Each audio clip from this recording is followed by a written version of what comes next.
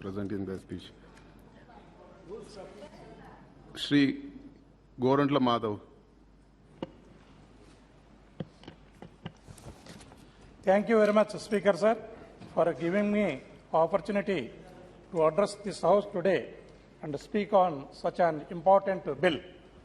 Sir, it is our collective responsibility to protect the environment, which is essential for the very survival of flora and fauna.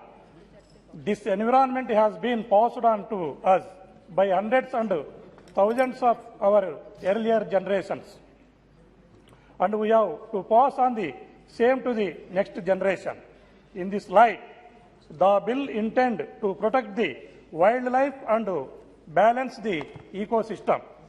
Sir, the proposed bill seeks to amend the Wildlife Protection Act 1972 and is needed more now than ever with the environmental change world is undergoing.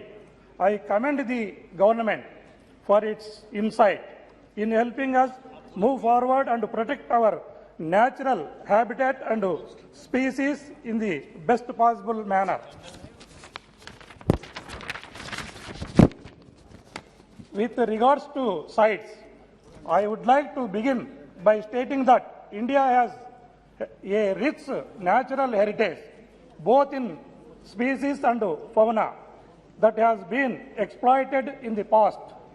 The provisions within the bill to implement cites an international commitment to ensure that the trade of endangered species is fair and does not harm them is a such needed step to preserve our heritage.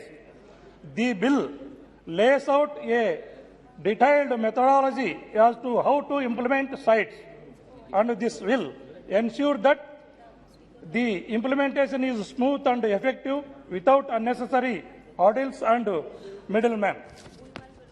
Second point, sir, with regard to management committee, the creation of management committee is to ensure that registration certificates are provided to those dealing with endangered specimens is an important mechanism to prevent harmful elements from abusing our natural wealth.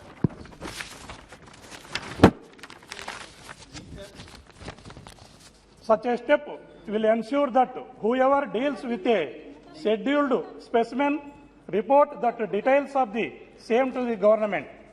Sir, the third point with regard to the appointment of the Chief Wildlife Warden. The appointment of the Chief Wildlife Warden will help preserve our sanctuaries better.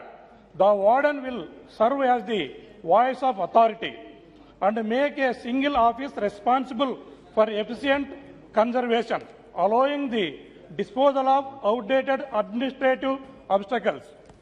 Sir, additionally, allowing the appointment to be decided by states is an important step that respects the principles of the federalism this country was built on.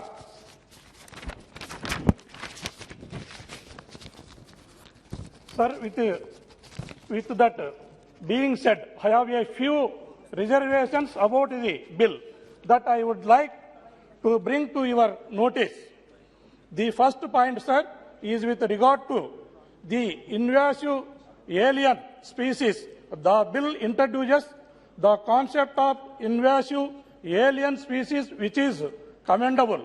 But the definition of, as per the bill, of species, which is not native to India, is not the correct scientific definition.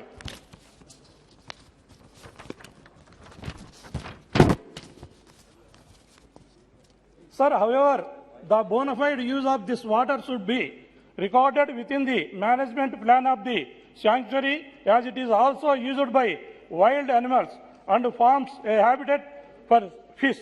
To ensure that the environmental ecosystem works in harmony, the record of the bona fide rights should be a legal necessity.